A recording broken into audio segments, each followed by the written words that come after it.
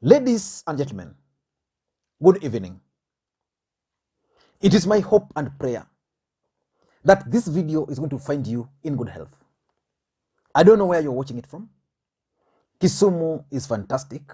It rained at night, in the morning, and the weather is okay now. Maybe you let me know whether it rained in your area or not. Raila Odinga is running for the presidency. And from all indications, the 2022 general election is turning out to be a two-horse race between the Deputy President, Dr. William Ruto, and Raila Odinga. And if you ask any supporter of Raila Odinga, they will easily tell you that Raila Odinga is the 5th president of the Republic of Kenya. They believe so because they believe that Raila Odinga, number one, has the numbers. They've always voted for him, but it's never been declared.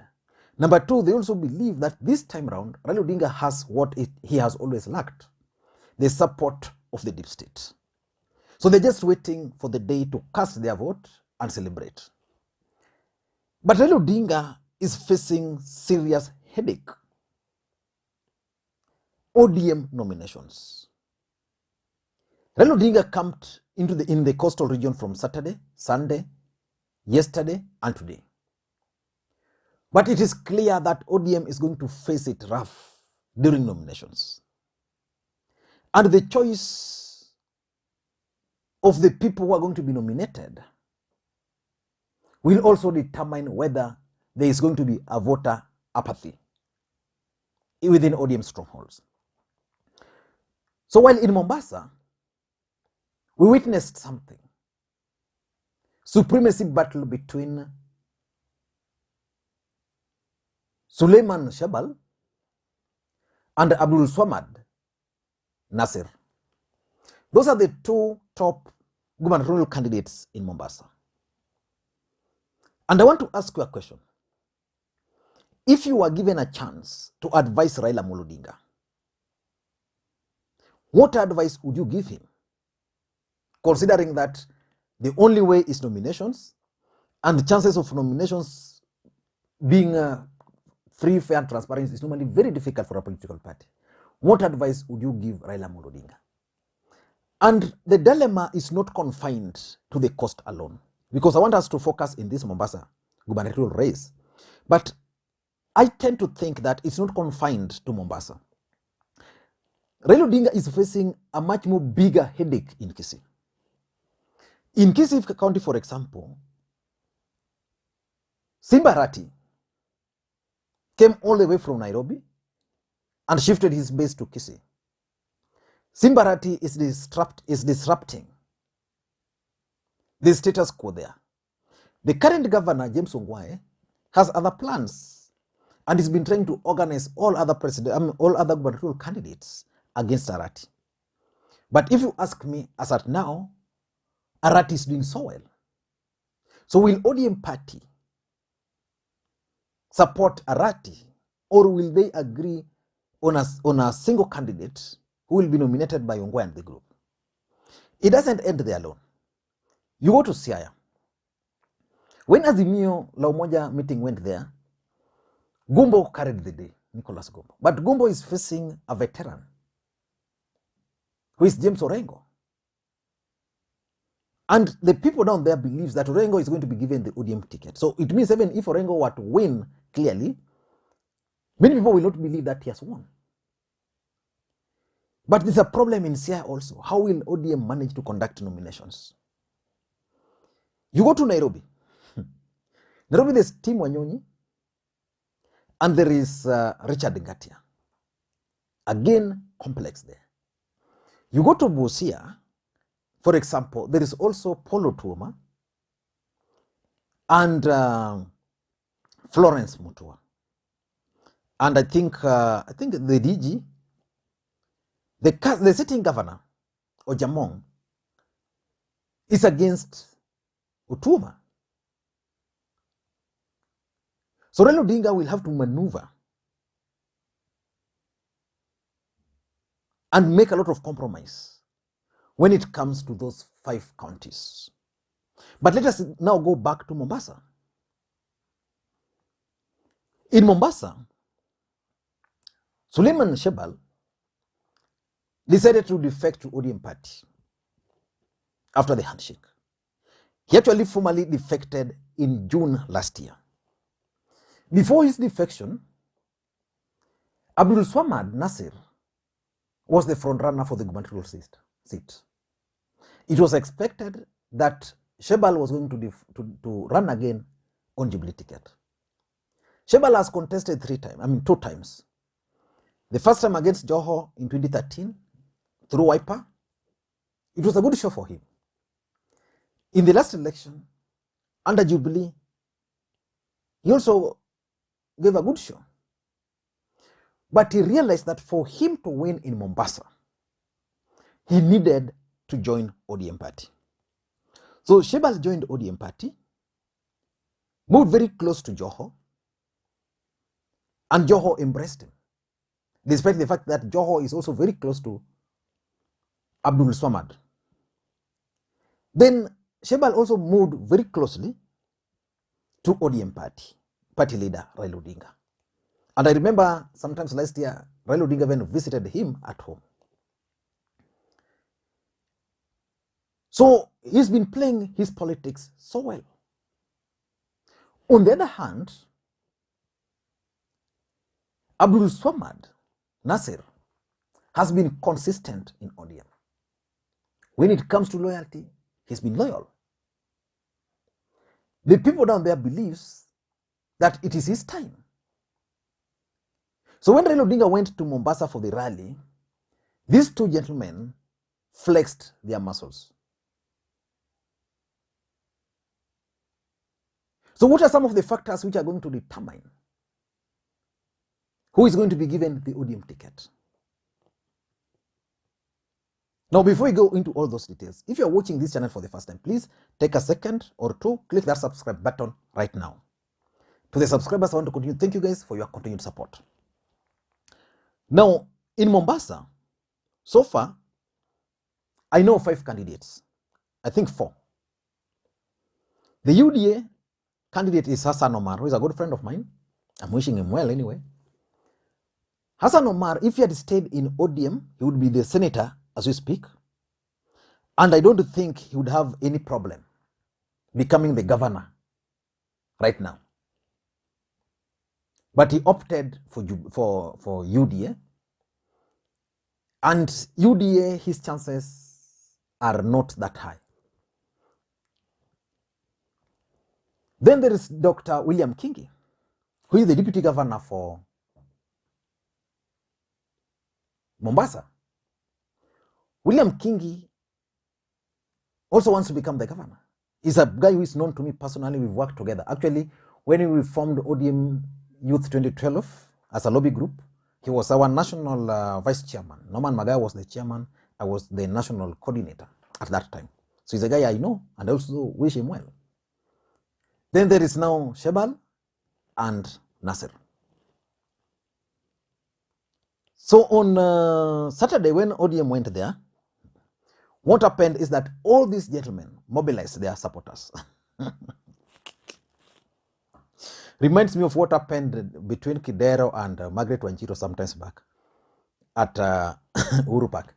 So Abdulswamad Nassir was advised by whoever advised him. Sorry, Mohammed Shahbal was advised by whoever advised him that the best thing for you to do is that ensure your supporters arrive early. So the podium is there, so make sure they are at the front row. So most of them went there at night. So they just camped there. In the morning, so they were there. Abdulswamad supporters came in large numbers, but late. So they were pale nyuma. You could clearly tell from the investment they put in all this. But that's not important. The first thing which is going to determine who is going to get the ODM ticket is loyalty.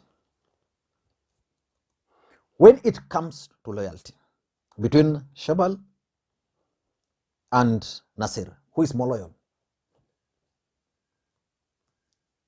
Abdulswamad wins there, hands down. He's more loyal.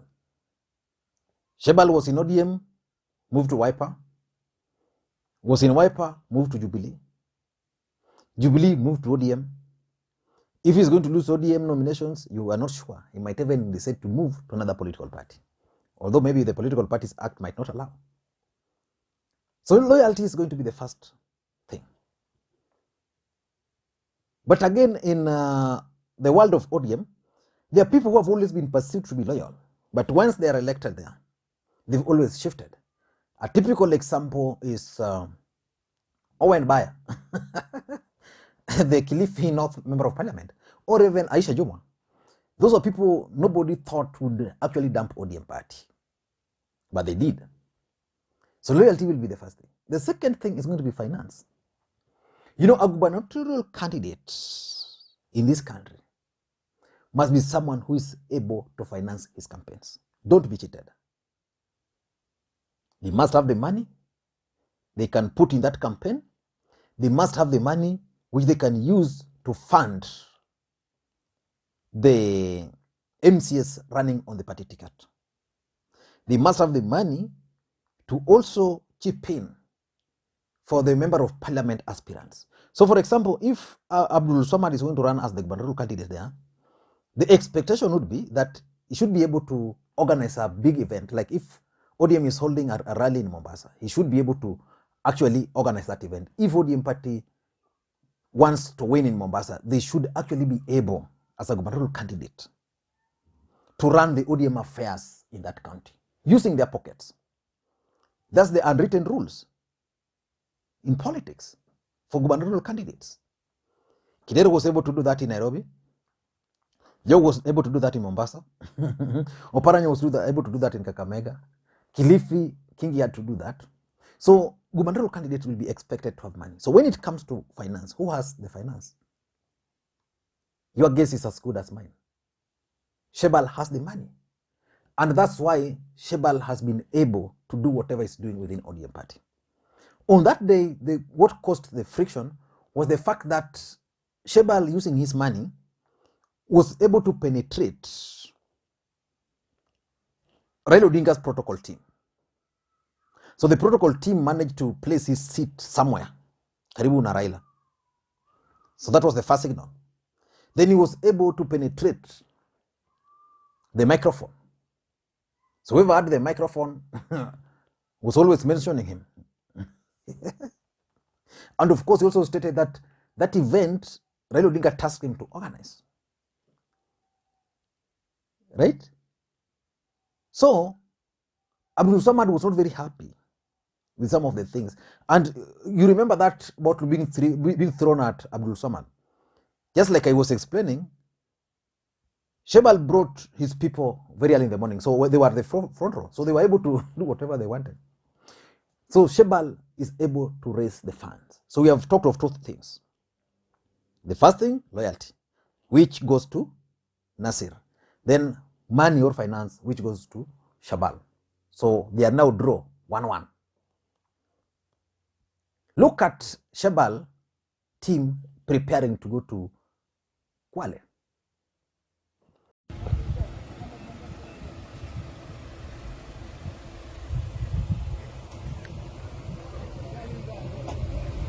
Na bwana Kwale oya Kwale county sio oya Kwale county sio ha Kwale oya tunaenda Kwale Kinango wapi tunaenda bali ndio imeanza mzee sawa oh tunaenda wapi boss tukutane Kwale wewe tukutane Kwale gavana ni nani gavana ni Shahbal naona the fifth president hii ni Mombasa kwisha see you there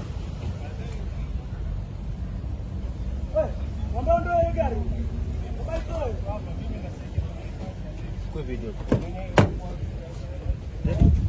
wewe kijana waenda wapi tunaenda wapi kutoka hapa tunaenda wapi kutoka hapa tunaenda wapi kutoka hapa.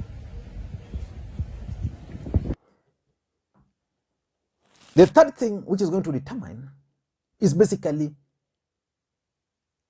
fallout. you know, if these nominations are not managed well, then there's going to be fallout. Fallout will lead to voter apathy. Raila Odinga will not want a situation where his strongholds are experiencing voter apathy. So we will have to sit down, figure out with this team the best way to conduct nomination. If nominations cannot be conducted, then consensus.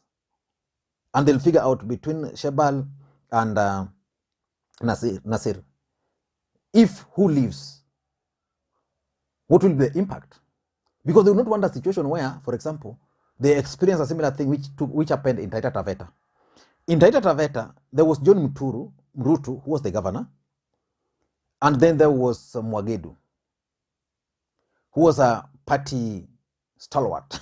So Mwagedu was able to penetrate the party, convince party, and manipulated the ODM nominations. He was given the ODM ticket, but he was sure with the ODM ticket he was going to win. So Ruto came as an independent candidate. So the current governor just penetrated katikati. So Ruto followed very closely. Mwadegu came third. But if you added the 2 votes which went to ODM candidates previously, one of them would have been a governor. So the fallout they are going to would play a role there. ODM will figure out who will have the biggest impact if they left. And lastly, the last factor is going to be Ali Hassan Joho. The truth of the matter is that for the last 10 years, Hassan Joho has managed to control the politics of Mombasa, especially ODM party. Whoever Hassan Joho is going to endorse is going to be the governor. That's the truth. He has his structures, he has influence, he controls the party in a way or the other. So the person Governor Ali Hassan Joho is going to endorse in Mombasa, that person is going to be the next governor for Mombasa. As we speak, he's with both of them. He has embraced Shahbal. He has embraced his friend Abdulswamand. But you know, you cannot tell a man's heart. His preference is in his own heart, and will be able to get to know. Already his team, for example, I know them. Some of them have gone to Shahbal, some of them are with Abdulswamand. But Joho, Hassan Joho, will have a say on who becomes the next governor for Mombasa. I don't know what you think. That's my thought.